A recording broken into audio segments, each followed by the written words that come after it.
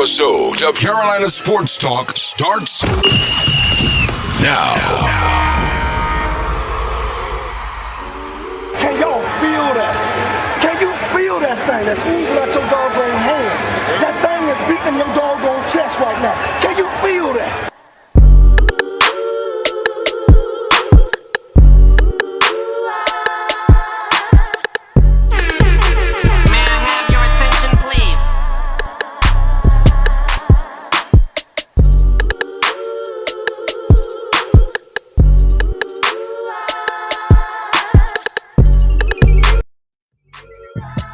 Yeah, what it is.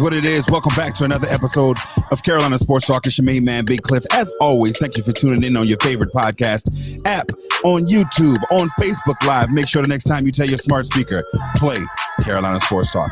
If you want to be a part of the show, you can hit us up on the Instagram, on Facebook, on YouTube, on Snap, on all of that, because we out here with it. As always, welcome in my main man and yours, DJ High Star, rocking with your boy. What's good, bro? What's up? What's happening with it? Carolina Sports Talk Nation. What's happening? Y'all be speaking to a Grizzly Adams, DJ High Star today. I got the appointment for tomorrow. Because when you logged on, I said, yo, my dog is getting a little, you know what I'm saying? Relax. You know what I mean? Gross with it and whatnot. So, shout out to, the appointment on Fridays, getting ready for the weekend. Dog, what you been up to all week, man? How things been going for you, bro? Very eventful. Very eventful. So first, congratulations to two of Winston-Salem State's newest alumni, Sequoia and Ayana. I don't want to give up their last names, probably. It's, as far as the full governments, but congratulations to them, my two little sisters. They come through the family tree of my mentor. So shout out to them. And then so that was Saturday. And then on Sunday, I traveled up to Baltimore to see the Babyface and the Anita Baker, Miss Anita Baker, if you will. Okay. But the one and only. I'm sorry? How was that experience? Everything and more, you know what I mean? Pause, if applicable. But as the aging DJ High Star that I am, it was definitely a show that I could appreciate, you know what I'm saying? And not feel shamed or embarrassed to get up and karaoke to yourself in two-step, Now the seats, I want to say this real quick, Big Cliff, because I've been out to plenty public events with you as well. Uh-huh. And whether it's sporting events, these music events, planes, trains, automobile, but bruh, why? I mean, I know the answer of why, but the capitalism over comfort thing is getting nauseating to me. Like, we can clearly see that y'all want to get 400 extra seats and squeeze them in wherever y'all want to or whatever. Right. But why does it have to be uncomfortable if you're paying $300 or $400 for that said seat anyways? You know what I'm saying? And y'all just bringing out church seats and stuffing them up close together, right, and say you got floor seats. Like, that's disrespectful. And like I said, I alluded to it earlier, but we've been out at different events where it's like, there's no way like that. It ain't worth the high school. If you're a high school power forward, you would be uncomfortable in some of these seats. Like, I try to consider myself average at best, you know what I mean, when it comes to height and size and build. But, bruh, you are the self-proclaimed Big Cliff. So your perspective is off from the jump, Absolutely. Bro. I'm looking down at everything anyway. Your vantage point of what normal is skewed at best. Anywho, so yeah, but a beautiful show, man. Anita Baker still has it. She still has it. Her voice, she still has it. Now, all right. So you've been to a bunch of concerts lately. Little Janet type action, Dreamville Fest. This hit rank your 2023 concerts. Yeah. And give me your top three real quick. Right. Well, or top three artists that you've I was heard. about to say, because I think it's only been three if you count Dreamville as a whole. But yeah, if I was putting Dreamville all together in one, I put it Dreamville, Anita Baker, and Babyface. That's one show, and then Janet Jackson and Ludacris. That was one show. Okay. I say that only because Anita Baker's vocal performance Did it? smashed Janet's vocal performance, even though Janet danced all night and was doing her thing. And then Anita Baker had a live band as well. And then to have somebody like Babyface open up versus Ludacris, Babyface beats out Ludacris with the opening. I'm sorry, bro. And this is the thing about it. Because we got a show to get to. But this is the thing about it. Babyface, when he was on his like the last part of his set, he did a medley of songs that he wrote. So it was almost like a versus himself, or versus, on from his side. Like, this is what I would do if I was on versus type. Yeah, situation. and then so even visually, he stunted on everybody by the songs that he wrote that he was performing. He had like the Billboard Billboard magazine chart up, and then it showed what year it charted and how it charted number one, or if it was a Grammy Award winning, and it had the Grammy up there on the screen. So it was like the grown. It might have been his versus audition. Not even audition, but the grown, because he already did a versus though.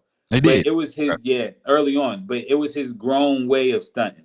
Gotcha. You know what I mean? Like yo, y'all see the resume? Check it out. What it is? And it was hits. Heard. It was fly, man. It was a good grown person type of time. You know what I mean? Right. And I know we might talk on it a little bit later before we get out, man. But we got another big weekend coming up. Headed down to celebrate the 85th anniversary, which is different than versity. The 85th anniversary of the legendary Lambda Sigma chapter of Omega Psi Phi Fraternity Incorporated this weekend in Orangeburg, South Carolina. So shout out to the Bruz and to the Qs and everybody else. Dog, before we jump into sports, because we got a big show, a bunch of NBA to talk about.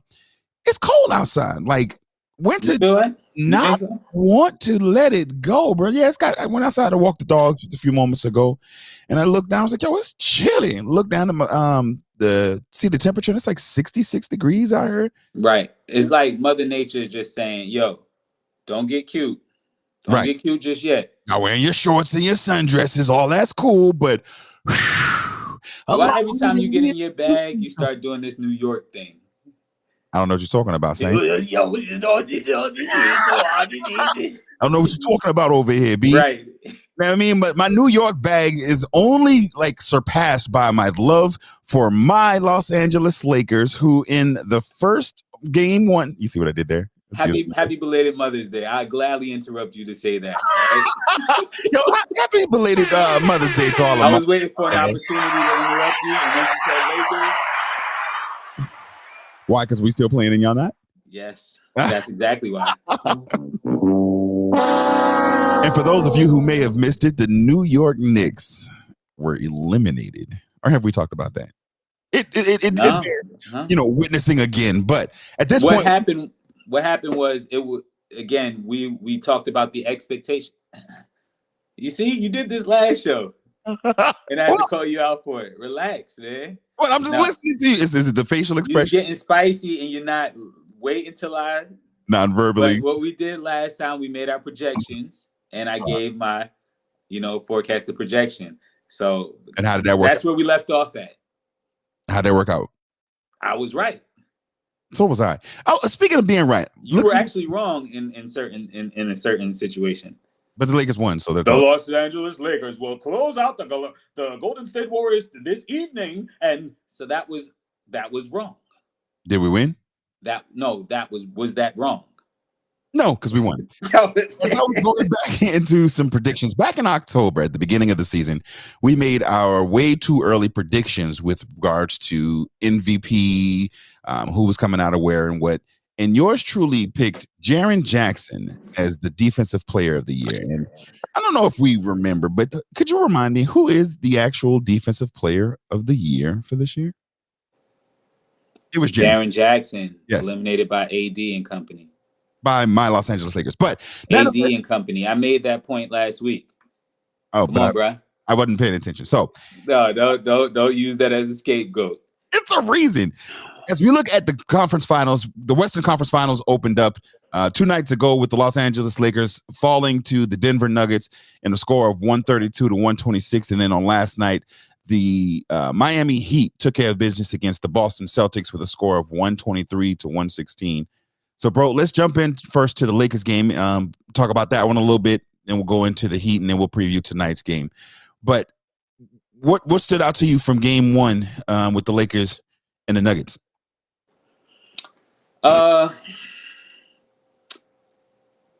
KCP.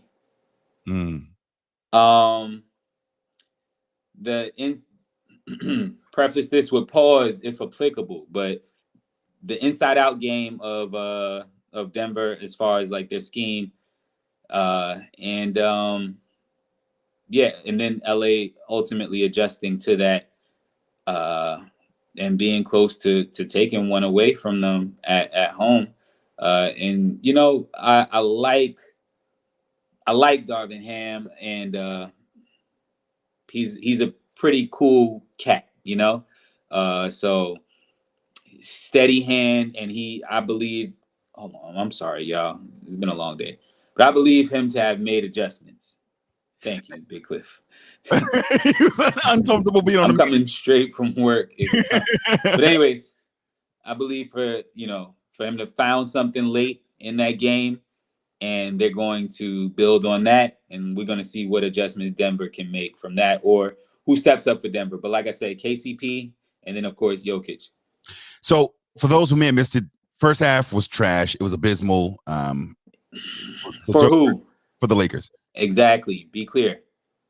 It was a trash first half. I know no one on the Lakers. No one on earth enjoyed that first half. Now the second half, it turned up into quite a little bit of game, but no, they were incredibly dominant. The Nuggets could not miss shots. I think this was one of the highest scoring regular season games that I've seen in a little while. Just regular season. I said regular season. Non-overtime, games that I've seen in a little while, just off the strength of they were not missing. And in the second half, you talked about those adjustments. I think moving and putting Ray or what boy name is Rui Hachimura on to Joker is something that we'll definitely see. I don't know if he'll get a start tonight, but I see them definitely going to that a little bit earlier, simply because that giving AD the opportunity to free himself up and be able to roam around the rim and just be that natural rim protector that he is, completely switched the outlook of that game. And if anything, that momentum, I know momentum is bigger in college and high school sports, but it shifted the entire momentum of that game to the point where I'm interested to see what Denver's going to do tonight offensively, because their bench, their playmakers, they're not going to hit the shots like they did that night. Like they were locked in. I got to give them the props and give them their credit. Round of applause. All right, that's enough. They were hitting shots that was ridiculous. Yes, that level of disrespect tonight for them boys, because that's speaking like a true optimistic Lakers fan. That's what every opposing fan of one that gets like dumped on pause like that in game one says. Like, oh, there's no way that. Of course. But if you look at it though, leaving players wide open, AD not closing out to the 3-point line to defend, us not giving them it's almost as if we thought, we just took care of the defending world champs. We got this in the back, and they came out to a certain level that was just like, I need a little bit more from y'all with that, man. And so they're not going to hit the shots because, one, the defense is going to be better this year. Tonight in this game. That's the first line of the thing. Secondly, they were hitting shots that they don't normally make. Even your man's the reject, the former Laker, whose name I'm not even going to call, you know what I'm saying, or his initials for that matter. I'm not doing it. Mr. JC Penney's. Anyhow, I'm not like through the first half, he wasn't hitting shots. He didn't start. Okay, relax. I'm on my bag. Let me spit. And so, matter of fact, I'm gonna showcase. He was not hitting shots until spotlight on me. ISO. Camera one, back right. ISO.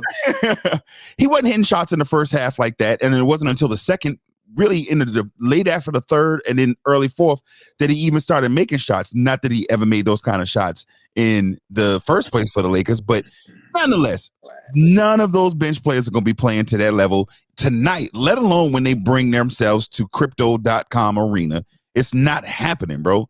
And so I'm not worried about them. If anything, I'm more worried about the Lakers and our consistency. Hachimura off the bench is lights out. AR-15 hit a number of big shots, and I expect him to continue to step up and play big, and I'm not worried.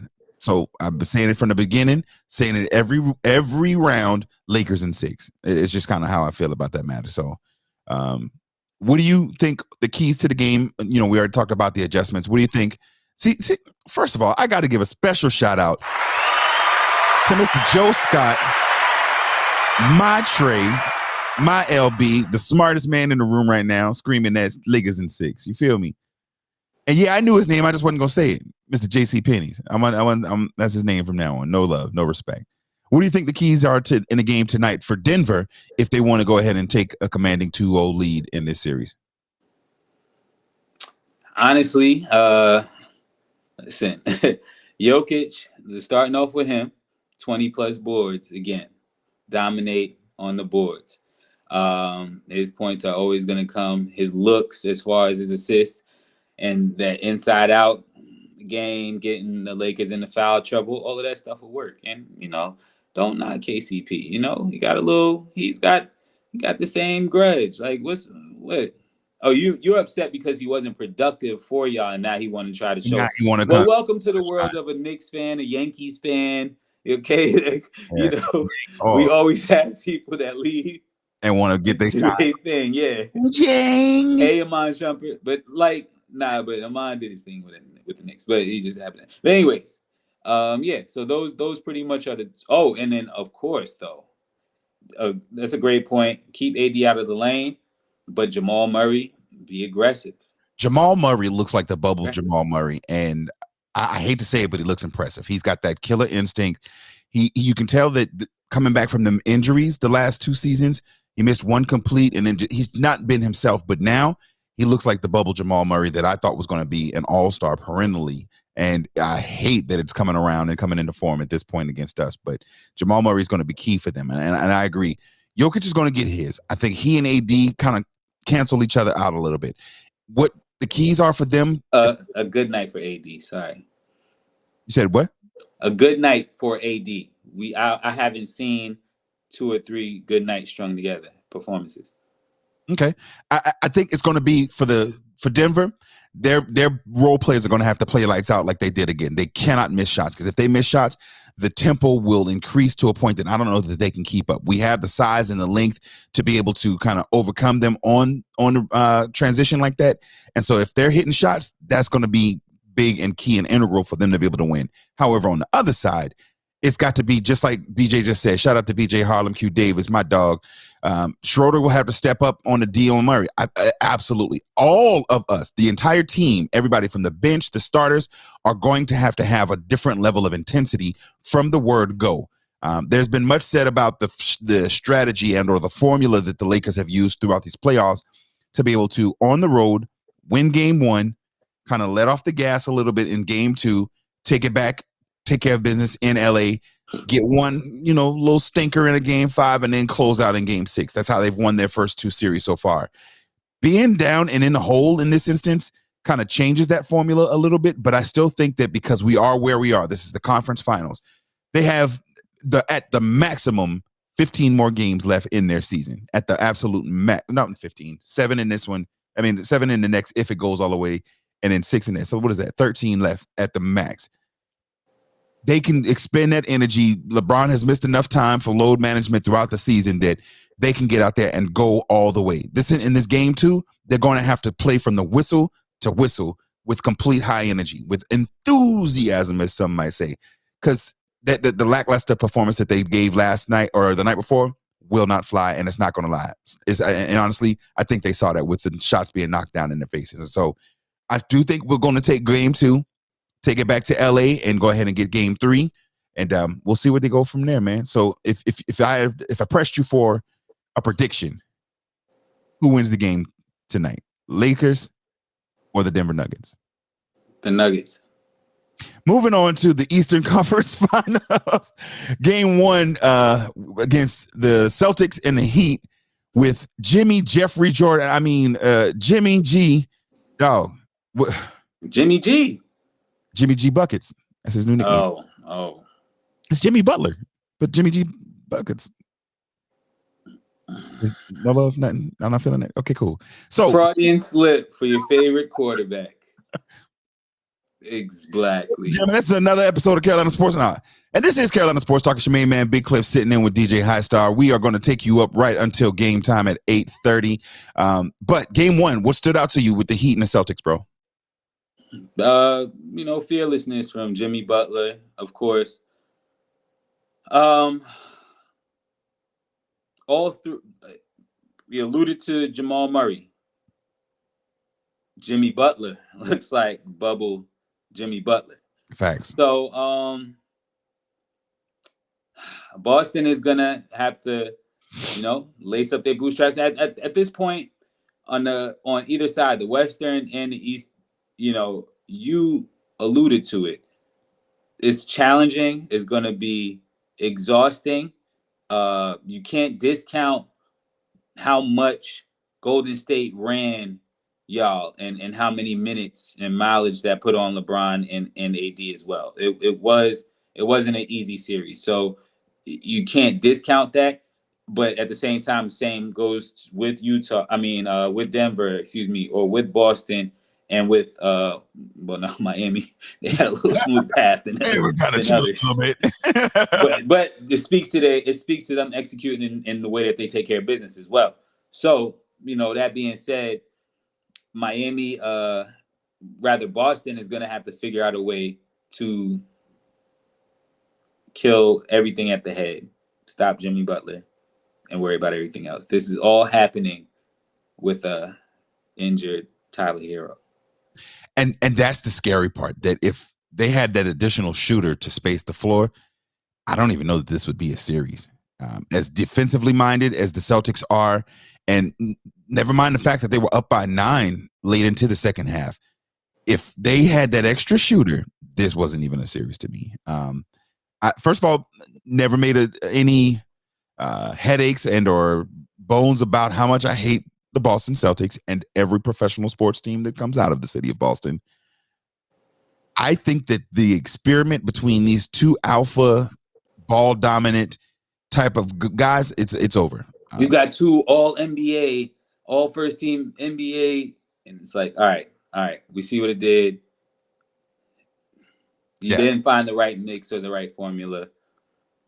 We talk about chemistry, and we've talked about it, about the Heat culture. Those things matter. And when you have 2 guys who are Batman and Robin, or should be Batman and Robin, have that capabilities, but neither of them know at which point and which opportunity and which time. Am I Batman this time? Are you Batman? It confuses your bigs too. Absolutely. And it throws off the symmetry. If you even look at it in the third quarter, there was 4 minutes left in the third quarter before Jason Tatum took a shot in that game last night. 4 minutes left in the quarter. Now, this is coming off of a 51-point performance the night before in the previous game. And then in the third quarter, he doesn't touch it doesn't take a shot until 4 minutes. The consistency and the fluency there is not hitting on anything. And I think much to what I kind of feel in Portland, and I'll talk about that a little bit when we get into the draft, it's time to start making some changes and some hard decisions to move forward for them to build. Again, now I hope... Same thing with Philly. But we'll talk about it. I know we'll talk about it. Right. Now, I hope that they don't do it, and I ultimately hope that they just kind of keep on trying to do what they're doing so they can continue. So they could be another... Right, so they could be another team you don't got to worry about. Exactly, because as long as they continue to do that or try to say, oh, we can plug this in and we can make this happen, it's not going to. As a team, Boston is like AD's performances are individually or whatnot. I think that last comment was to say, like, DJ Highstar, yours is not. Shout out to my dog Demetrius, dude. That's my homie right there, man. Giving a little. Yeah, so what Boston does as a team is what AD does individually. Like, one game we're on. Mm-hmm. One game we just don't got it together. The next day we're clicking. So. It's and that inconsistency, that was one of the main reasons that I myself doubted us in the first round. I didn't think that we were going to get past Memphis. Now, who knew that, all of what happened then was going to happen? But ultimately, it just, that inconsistency can plague you. Now, they have begun to turn it up a little bit. I need them to have that same level of intensity. Again, on the defensive side, and I think that we will be all right. Rich, you saying what I've been saying, my boy. Shout out to our guy, Rich Wilson. Lakers in 6, period. You feel me?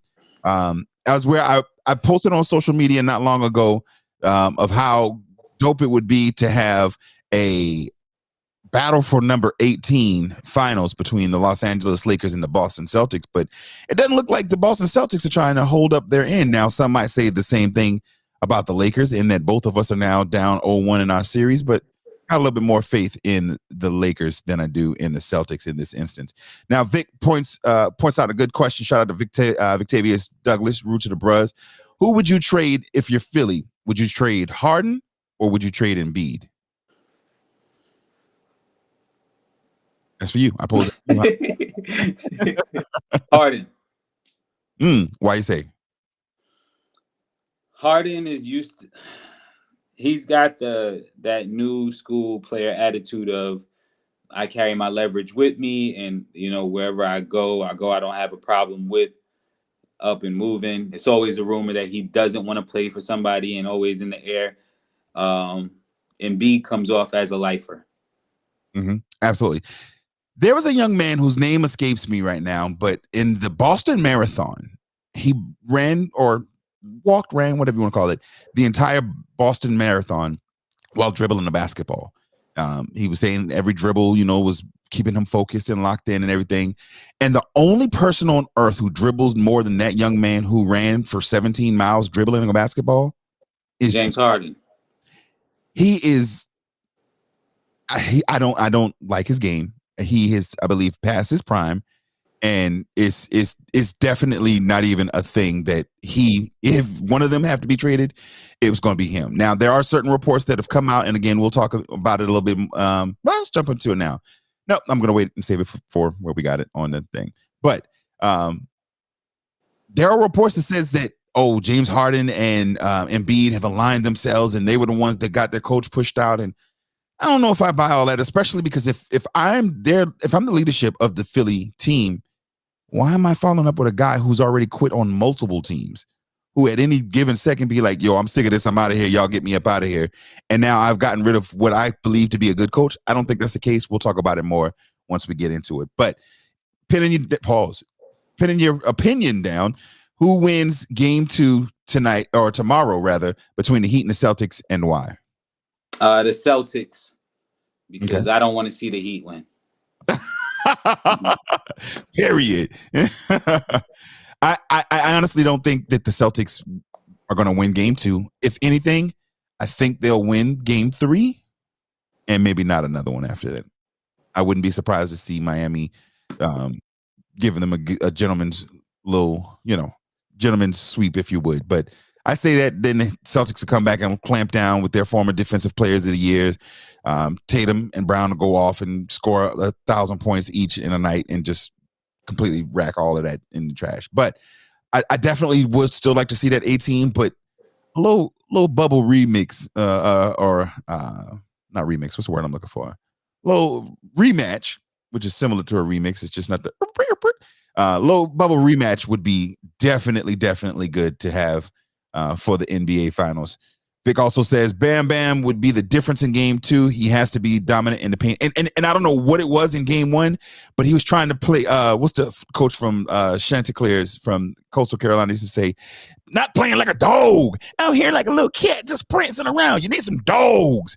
He was not playing like a dog. But ultimately, I think that performance, that momentum that they were able to come back and get this win and victory may propel them into another one moving forward as well. So that's going to wrap. That's what y'all call them, huh? Bam, bam. Some dogs. All right. Whatever. Everything that I say basketball related, playoff related. I'm hating.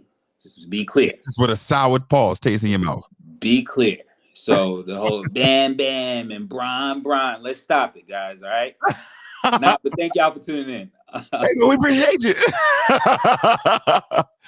So speaking of some guys who earned a whole lot of hate this week, Ja Morant, in what could possibly be the most imbecilic decision, went on social media, riding in a car with one of his homeboys, in case you missed it, and was videoed on live again with a gun. High Star, let's start with you and your thoughts. What do you make out about this situation, bro?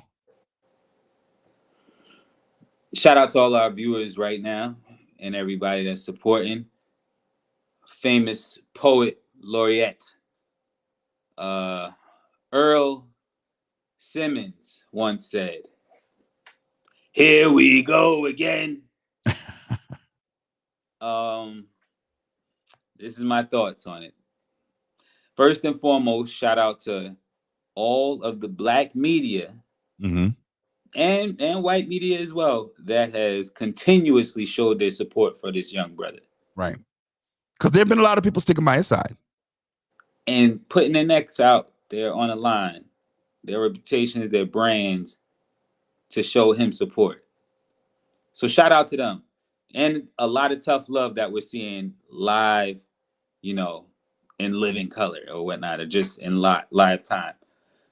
But Monty Jones had a very, very good assessment of what's going on as well. There's a different perspective of everything and a different look or take on things. It was simply posing the question of, what if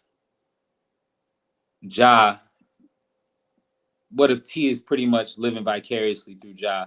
And what if from not, and hear me out, like not as far as the glitz and the glam and all of that, but the accomplishment of making it to the association. So again, if any of us have a little boy or a son, you know, again, from the time that they're small, if you're putting a basketball in his hand, is it his love or his passion? So it brought me to a question that I wanted to pose to you very quickly. But have you ever been gifted at something and not passionate about it? Absolutely. Expound if you could, real quick. I am a decent drummer. And it's a talent to be able to play by ear, to have been blessed to play with multiple groups, gospel, different genres, like the whole nine. And I used to love it, or I used to like it a lot. Let's say that, but I never loved it because it's just like, oh, this is what I do. Now I miss it now that I don't do it, but it was a talent and it was a gift to something that was given to me that I never took as serious as I could or used. Passionate. Yeah, I never, you know what I'm saying? I would play like, oh, it was fun, but it was never that love to be able to say, yo, I'm gonna go be the best drummer I could ever be in history, and then learn this and that. I played within my capabilities and within the gifts and with which it allowed, and then it was just kind of like, all right, that was cool. You wasn't looking to be Questlove at all. I got you. I wanted to go and gigging and all of that, but I enjoyed it, and like I said, I do miss it not playing, but it's not like a, yo man, I could have been the next great one. No, it just now. So that's one perspective for me, but I didn't want to sell myself short or think shallow and think that's just it or whatever like that, because we still could grow to have a passion for things. And even like when we're growing up, whatever our dad's doing, and if our dad is around, we normally want to do that, like whatever our dad's doing. So he could have also grown a passion for it. So perspective number two is that I thought about is, he, at this time in the NBA where the global stars are so prevalent, he did not. Who said that he signed up to be the American face of the league, right? I always think about the obscurity that he came from with Murray State, and then him exploding onto the scene, pause if applicable, but exploding onto the scene with the league and surpassing everybody with his athleticism and his highlights. So yeah, I'm nice. Yes, these contracts and these deals is coming, but the responsibilities that come with that toward this 23-year-old, he, like, again, and he's clearly not prepared for it, but he may not have simply wanted the responsibility of holding everybody down. And what everybody always says, the talking points that everyone uses, you're messing up generational wealth for your family. You're messing it up. He might not want that responsibility. And granted, you accept that, and this is something that he's learning in real time. Theme. So a couple of different points on that. Whether you want it or not, my boy, you cashing them checks. So now you have a responsibility to uphold a certain level. That's one. Two, he just dumb. And I don't mean that I don't disagree. I don't mean that disrespectfully. I don't disagree. But his actions habitually have shown that he's dumb. It's not nothing new, because I've talked about it here on the program. There was, before he got big, I want to say it might have been his rookie year. He was on Instagram Live or whatever with just a bunch of the homies, and they in there and they burning, and you know what I'm saying, just getting and going in. And I was like, yo, it's wildin'. And I called one of our homeboys who I saw in the room. I was gonna give you props. Go ahead. I told him, I was like, yo, tell that dude to chill. He ain't like there, but he's there. He's got enough at that point, before the contracts, before any of I want to give you your props. Any of that. I was like, yo, tell him he got to chill. Don't be doing that on the camera. That was what, 4 years ago, bro. And so he's not, even then, he's been consistently who he was or who he's portraying now. It's because now that spotlight is much brighter and much bigger, and everybody's looking at him, that the decisions or the miscalculations are now amplified. The thing in the club with the brandishing of the gun, that was dumb from the jump. But I can understand how a young man who is a part of the culture, who is doing certain things, you know what I'm saying? Like, I can see how you make that mistake and be dumb. Okay, you was dumb. You got 8 games out of it. I've learned my lesson. I'm so sorry. I'm not gonna do it again. Okay, cool. But to then again, not even before the end of the same season, my dog, to come back and do the same, like, and people saying, oh, he needs better friends around him. The friend was trying to look out. The only reason that it's as big as it was is because somebody said, yo, what was that? And once it's on the internet, screenshots will ruin you, my boy. Trust me. You see what I'm saying? And so, like, you had to literally, I don't know if you've seen the video, but if you're watching in the car, for those who may not have seen it, him and the boy, they yeah. Well, I don't even remember what the song was they were listening to, but they were turning up. It is what it is. The friend had the camera on him and then turns it back to him again. The friend did like this, like, oh yeah, we got guns, because I guess it was a gun bar in the song. And Ja was like, oh, I got one of them. See? And now it's like, yo, and instantly the friend takes the camera and pushes it away. So it's like, yo, put that up. And then he comes back to him with the Chester Cat ground. So it's like, yo, bruh, you're stupid. There's no other explanation, validation, expialidociousness, nothing. There's nothing else that can justify consistently making the same bad choice. This time, however, it very likely is going to cost him millions of dollars. I wouldn't be surprised if 41 games was the ultimate suspension for him as a result of this. When listening to Commissioner Silver talk about his conversation with Ja, both from the initial charge or the initial investigation and even into this, he said how contrite he seemed and how much he, felt like he got the message, and how he talked about him and told him, hey, you could kill yourself. You could kill others. You could hurt people with that. It's much more than just the act of like making a bad choice. It's a very dangerous choice. Mm-hmm. Anybody who knows me personally knows that I am a gun fanatic. I've got many of them and I love my guns, but you're not going to see me brandishing them. Like some have made the argument of, oh, well, Draymond Green and these politicians and all these other people taking the pictures. You'll see me with pictures of my guns out with protective gear at somebody's range. You may see me, in the act of shooting. You may even see my family pose with them. But shout out to my dog, the grave digger himself, Philip Clavon. Yes, I am. I am a gun fanatic, said the gun fanatic. But like, I'm going to be safe with it because I understand and I respect what a piece of weaponry like that can do. I understand its ramifications and how dangerous it is. To be waving it around and at your head, you don't know what's going to discharge. He hit a bump the wrong way. Now your finger, anything can happen. And so for that reason alone, it's asinine just to be playing with the guns. But now that you done got in trouble once before, serving an 8-game suspension, and then go through all of this apologies and all of that, I'm not going to get into the whole whether or not the second, I don't know if you heard about it or not, but the second apology that he issued was AI written. I'm not going to hear that. Like they literally put into the AI web chat CBT or whatever it was, and it was like, apology for the second time you got caught for doing the same thing. And it was Everything came out. verbatim the statement that he released along the lines of, I know my words don't mean a lot right now, but I'm really going to be working on me, and I'm sorry for all the people. Like, bruh, no. How about this? When he got caught the first time, how bad does that tarnish or make Jalen Rose look for sticking his neck out on the line and doing an exclusive interview with you to help you repair and rebuild your image or whatnot after you damaged it? Then the malarkey is the best word I could use right now on this show that you said with regards to going down to Florida, coming back, working on yourself and stuff. Everybody read through it, but we still all gave you the grace and let you rock, let you do what you got to do. Now, peep this. You lose 8 games. Mm-hmm. Your team as a whole loses momentum and chemistry, whether you realize that or not. Y'all drop down. Y'all at a 2 seed still, or you know what I'm saying? Whatever the case was, y'all lose in the first round. You're seen laughing on the bench and joking and stuff like that, right? Mm-hmm. So after this, just a few weeks after, you on the top of a car, dancing. Just a couple of weeks ago, you turning Casamigos and Neho up. Don't ask how I know. Neho up, and then and turning it up like it's soda.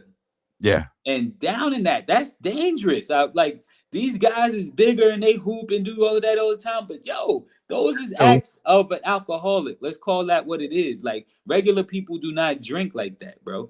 So outside of that, though, now you doing all of this stuff. Boom, you get caught up. Only time that I want to be seen on camera is when I'm chilling and mixing up and stuff like that. Let's look at that juxtaposition to a Jason Tatum, whose mentor is known to be Kobe, of course, or a Kobe. How would Kobe imagine Kobe taking a first round exit after you rank number 2, and what you wouldn't, only time you would see him is if he's drenched in sweat, because he just finished working 5 days in the gym or something and like the that. whole team coming with me while I'm punching you in your face. Pull up.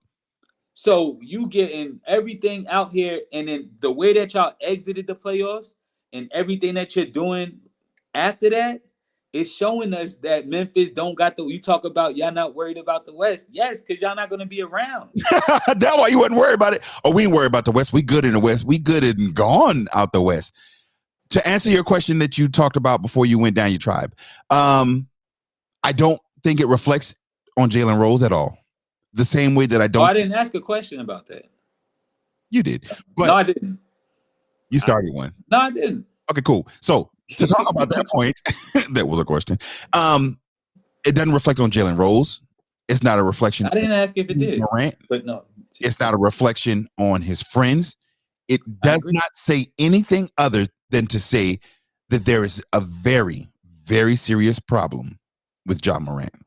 I agree. And what I was pretty much saying in all seriousness is the same way if you got me a job with where you work at and I messed that up, just what the potential. Now, Jalen Rose, his brand is stamped and everything like that. But I'm saying for him to go out of his way, they made a exclusive interview.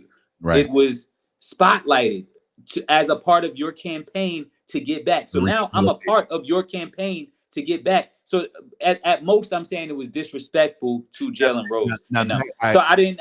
But like again, that was the point that I was looking to make earlier with that. No, I get you and I agree. So this is the Carolina Sports Talk. It's your man, Big Cliff, sitting in with my dog, DJ High Star. Thank you for tuning in.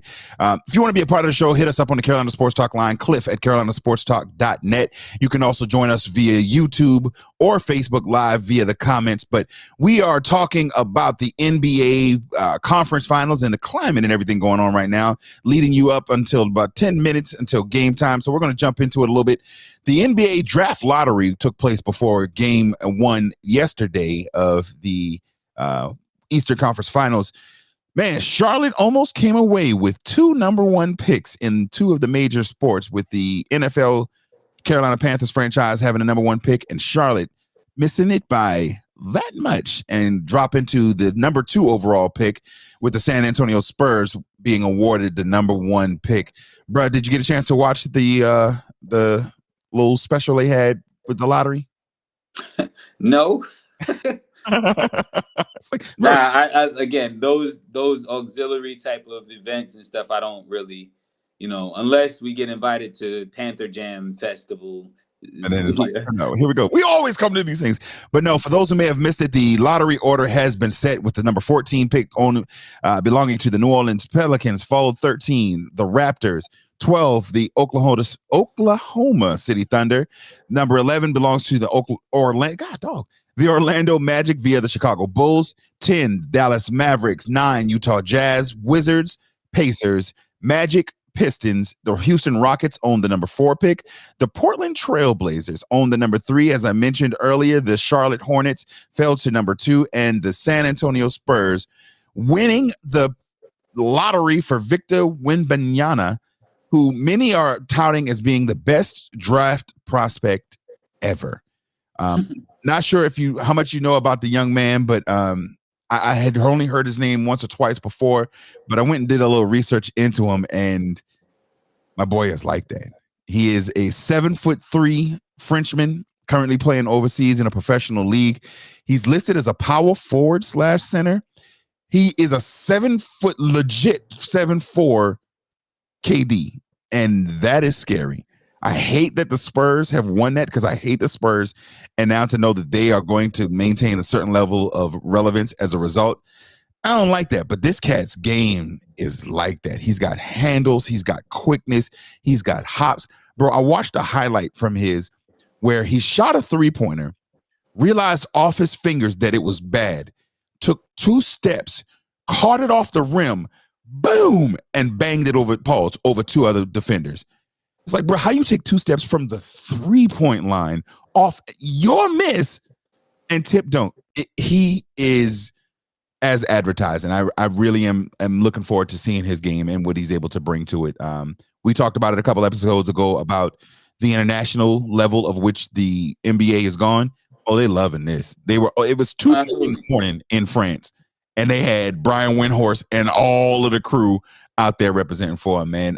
Tell me, what are your thoughts in overall, just the pick himself, and many touting him, as I said, to be the best draft prospect ever? Yeah, draft prospect. Yes, he's I wanted to. He's cool. To your point, though, he's fire. But to your point, the marketing aspect of it, and that the NBA is eating this up. Yeah. That is why he's got this title or whatnot. Now, granted, let's dissect the title, because it still is true. It still could be true, right? As far as what it entails. But the best pro or NBA prospect ever. Let's talk about that. So he's 7'3", 7'4", Slim Reaper as far as like skill set, like KD. Mm-hmm. Yes, so that's like almost saying like, yeah, on paper this looks, you know what I mean? It checks off all of the boxes. That's pretty much what we're saying. Now, granted, it looks great on film as well, but your man Holmgren looked great on film as well. You know. So you got it. I mean, there's no similarities in the two's game, but I'm just saying, as far as we got to see if there's we got to see if there's any aspect of fragility with this guy, how durable he could be with NBA players or whatnot, and then but yeah, he's nice. As I look back and I started thinking, when I was saying, I was like, yo, they're giving him a lot of hype. Who are some of the greatest ones that I can think of? Of course, Zion had a whole bunch of hype coming through. You think of your LeBrons, your Shaqs, your Kobe. It wasn't like Kobe wasn't you're right. He didn't have the hype like it was just the fact that he was leaving high school. But yeah, he didn't have but as far as like, the great draft prospects, I heard one pundit talking about Kareem Abdul-Jabbar and how everybody was excited for him out of high school, and the things that the kid Magic, perhaps to an extent, coming out of Michigan State. But yeah, Victor seems to be checking a lot of boxes, not just offensively, but what he's able to do as a rim protector also is, I think, what kind of balances a lot of these folks out and what have them doing, being excited about him. So we'll definitely pay a little bit of attention to him. Quick question. Yo. Anybody, any big men over 6'2" that have that stand out to you that have gone 10 plus in the league of recent? Not off the top of my head, no. And it's hilarious to me that you say big man 6'2" when we got guards 6'6" and 6'7". I meant to say 7'2" or higher. I apologize. 7'2". But I meant taller than 7'2" because again, my thing always is a lot of the big men that were prodigies, your Yao Mings, your Greg Odens, you know what I'm saying? Just the guys that definitely had that aspect of they're very tall as well. Bowles. Yep. They end up getting little injuries with their feet or around their ankles and things like that, or even the knees. So, and I'm not wishing nothing on the young man. And like you said, he's moving, he's agile and stuff like that, moves like KD. So we shall see. But I was just asking posing that question, something to think about, like the real, you know what I mean? Bigger guys, right? Taller guys, rather. It seems that they have like a small window kind of to dominate and stuff. Yeah, and he's a little bit different, like you said, because he is more of a Kevin Durant style. He can stay outside, right? And so he's not going to be in the middle banging against the bigs like that, and he doesn't have that the tendons and stuff that are tight. He's more fluent, and I don't expect that from him. I will say one other thing about the young man: the drop from number 1 to number 2 projectedly cost the Charlotte Hornets franchise $500 million worth of valuation. One player, one position, one pick lost and cost them essentially $500 million. That to me is bananas. Like, wow. I know MJ was probably holding on to anybody that wanted to buy until the draft was over. Can't even lie. As they were going through the way he did, the lottery rather. Excuse me. Yeah, they were picking him, and he was the deputy commissioner was pulling out the little cards and everything, and I'm looking and I'm like, yo, wait, Charlotte ain't there. Charlotte not a little chance. And so I started sitting up a little bit and kind of checking it out, and then when it's like, and the second pick belongs to the Charlotte, I was like, oh, boo. But it's still, again, nothing to sleep on either. They do the right thing with the second pick or whatnot. Right. So. Somebody prepare with LaMelo. I think it at least will give them some momentum moving forward. So just before we get out of here, because I do know that it is game time and game 2 of the Western Conference Finals with the Lakers facing off against that other team from Denver, whoever they are. Incredibly. Let's jump into a little big deal, no thing. What you say, bro? Nah, I'm not feeling that. Thing. Yeah. No, that ain't no thing. So y'all know the segment. We give you headlines and sports and let you know if it's a big deal or no thing. First up, the Las Vegas Aces head coach Becky Hammon is suspended for 2 games for bullying. Big deal or no thing? I heard about this, read up on it a little bit earlier. I'm going to say big deal. And then that's a big deal.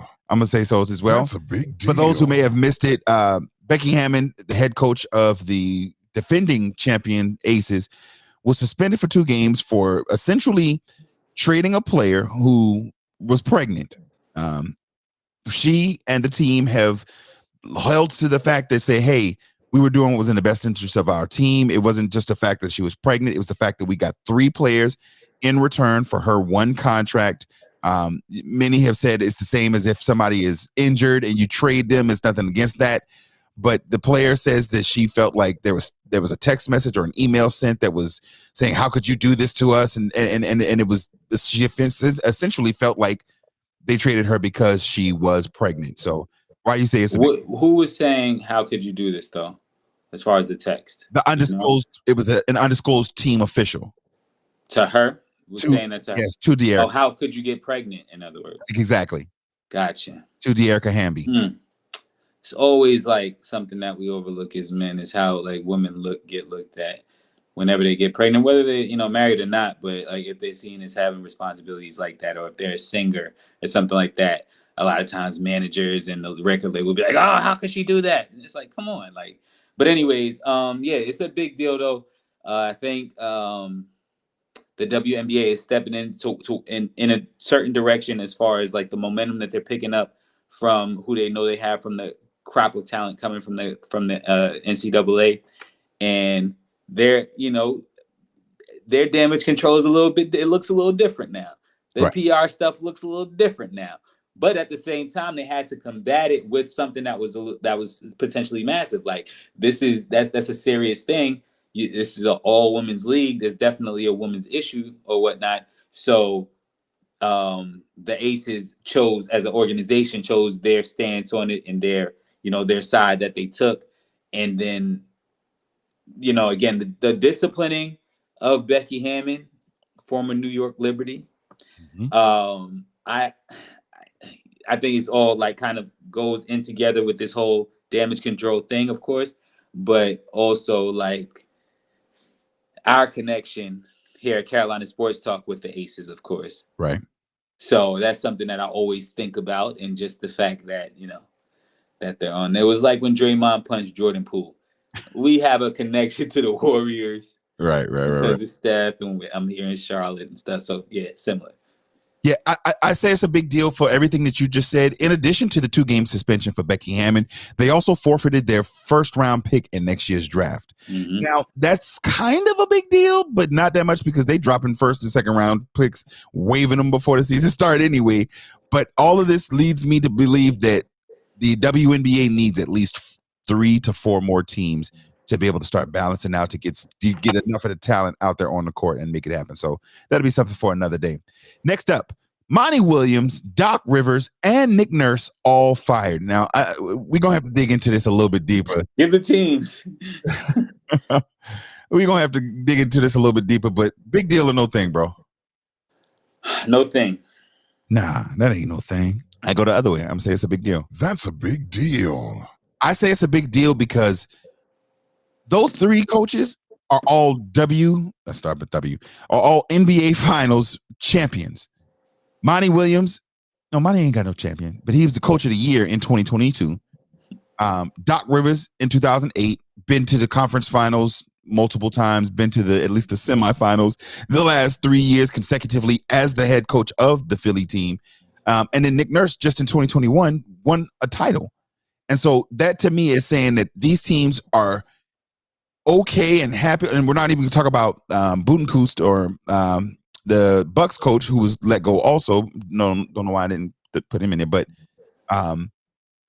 it tells me that these teams are not okay with being good, that they want to raise to a level of greatness, and if that means switching up the coaches, then hey, let's do it, whatever we need to do to get over that hump. Why you say no thing? You got me very, very close to switching up, but I'm gonna stand on principle. But no, I just said no thing because it's evidence of the parity that we're at in the league or in the association, and statements or like these showing like that these organizations are looking to either reshape. Looking to reshape what they're doing or go with a change of direction whenever it comes to, what they're putting out on the floor as far as talent. So the reason I say it's no thing again with those 3 coaches, Nurse, with the exception of Nurse, that was Milwaukee, correct? No, Nick Nurse was up in Toronto. Yeah. Toronto, excuse me. But Milwaukee's coach, did we talk about him as well? No, I didn't have him on the list, but but he got let go too. Yeah, he gone too. Mike Budenkoust. So it's almost like George Steinbrenner-esque type of vibes going on around, like chip or bust. And if you look at the teams, that's why I asked you to say the teams earlier. Oh, I'm sorry. Monty Williams with the Suns, Doc Rivers with the Philadelphia 76ers, Nick Nurse with the Toronto Raptors, and then Raptors, and then Mike Budenkoust as the head coach of the Milwaukee Bucks. Right. So it's all teams that have with the exception of Toronto doing what they did 3 years ago now. Mm-hmm. It's all teams that have that are right there, and they want they want nothing less than a chip. You know, of course, Milwaukee won as well. So teams that have tasted championships and they're like, yo, you know what I mean? My apologies for the rappers of Toronto. The Mighty Fighting Drakes. That is the new name of Toronto's team. The Toronto Rappers, aka the Drakes. But no, like, I disagree with you even with Toronto, because to an extent, Relax. they feel like they're there. They feel like they've got the players to be able to be around. Tanner says no. I think that they feel like they've got the players to be at least relevant. Even in 21, when they won, now granted, they had the glove or the claw or whatever you call it, his nickname, at a whole different level that offseason. You know what I'm saying? But nonetheless, it's there. I think all of these teams are, like you said, right there at the cusp, and I think they can make it to the next level. We got one more in Big Deal No Thing. Antonio Brown, owner of the Albany Empire, an arena team up in New York, is suiting up for the Albany Empire. Big deal or no thing? Big deal. That's a big deal. I want to say, nah, that ain't no thing, but I'm gonna say That's a big deal. Why you say, bro? I'm not sure how much you've seen of AB since he's on the team, but I say, and to try to keep it short, I say big deal because this is the only way that the people that work in the front or at the gate, at the front gate, or the security. That's who he is. Exactly. So for those that don't know, Stupid. he was walking on the field. There's footage of him walking on the field. Dapping up fans. I'm sorry. Dapping up fans. Right, dapping up fans, and then security approaches him and like, yo, you know what I mean? Pretty much saying you got to get off the field if I'm not mistaken. And he's like, no, I don't. If I'm not mistaken, he doesn't say like I own the team, but he's just saying like, but he just says like, no, I don't got to get off. I don't. I bet I don't got to get off. Exacerbating the situation, agitating the guy, and so like I said, that's the only way that he could get some recognition. Listen, and I'm sure Paul Blart lost his job after that, man. It's unfortunate. I like that. That's called timing. Yeah, I mean, appreciate it. Timing. And I remember the name. Appreciate that. No, hit the air horn to yourself. Nah, that ain't no thing. Now it took you a while. I know you was stewing on that. You said, okay. Nah, it's like, oh, Paul Blart. But you remember movie stuff better than real people though. So unfortunately, yeah, nonetheless. But I say it's a big deal because it's as crazy as my boy may seem, and he Fruit Loopy, he nutty. This is a calculated effort to show what he has the capabilities of doing, so that when the NFL season returns, somebody can say, "Yo, our star wide receiver went out. We need some help, or we need some depth at a wideout position." Now he's got tape to show that he's in form, in shape, and capable of contributing to a team. Now, good. Again, he is very, very, very, very, very, very nutty. He crazy is in fool as a loon. But athletically, I think that there's a lot left in the tank and that he will be able to contribute to an NFL franchise.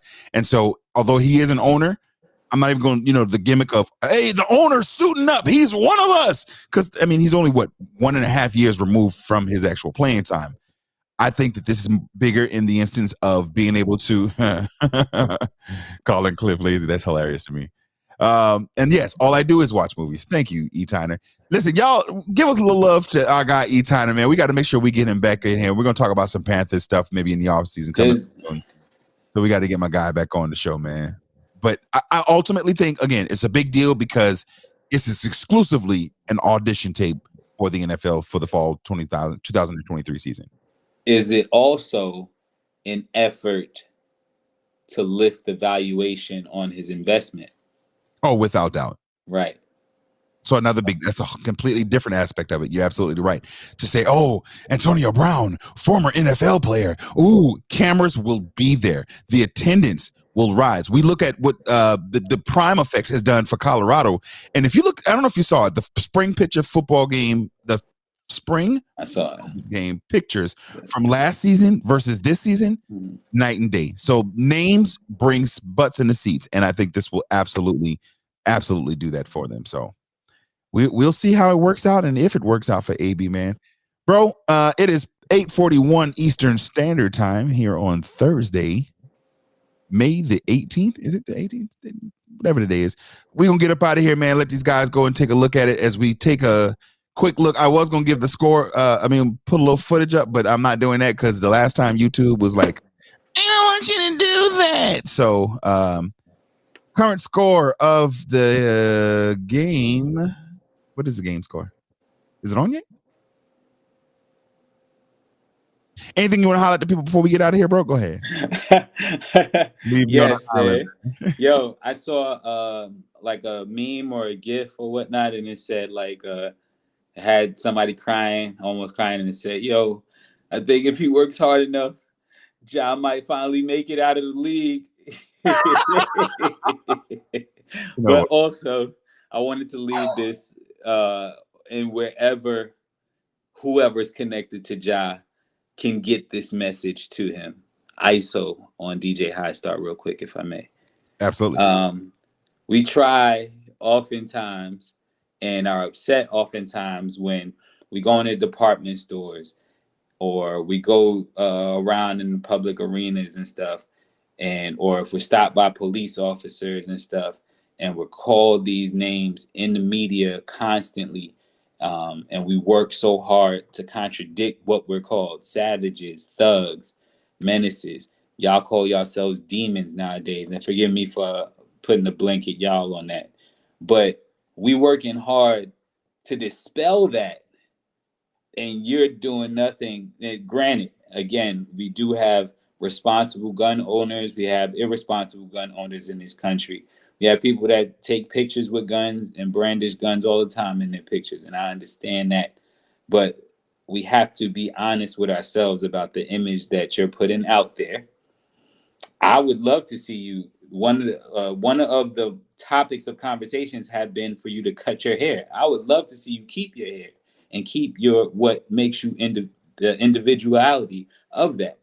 However, these is all things, if we're being transparent, that's contributing to giving people a green light to call not just you the thug, Ja, but everyone that not only looks up and dresses like you, but that you look up to and dress like.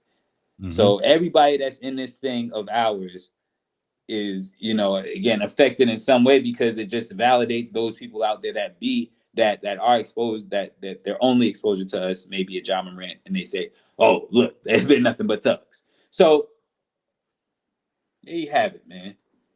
Absolutely. Fed up, man. I'm 36 years old. My fault. Go ahead. Don't continue the stereotypes. Don't perpetuate the things that they call and say to us, because we all we got, man. We got to put it out there, bro. Well, my dog, I appreciate it, man. As always, it's been real rocking with you. You guys, thank you for tuning in. If I can get the buttons to do the right thing. This has been another episode of Carolina Sports Talk. Thank you for tuning in on your favorite podcast app. Next time, tell your smart speaker, play Carolina Sports Talk. You can hit us up on the Carolina Sports Talk line, Cliff at carolinasportstalk.net, or on Instagram, YouTube, Facebook, all of that. Until next time, we up out of here. Peace.